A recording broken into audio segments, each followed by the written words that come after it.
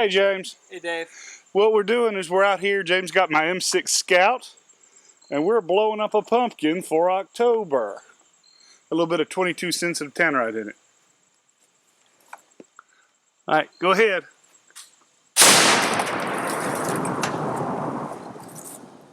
That was too much, Dave. Oh my God. So if you're using 22 sensitive tannerite or 22 sensitive, if using 22 sensitive binary targets from Last Man Standing, it does work very well. If you look at the video we did back at Wayne County where we're using them one at a time, that was a 10-pack.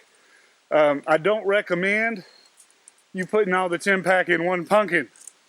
That was a little more than I had expected, but luckily we haven't broke any windows. Wow. That is a crater. Well, you know, they use ammonium nitrate to dig ditches. Think we can remove some stumps?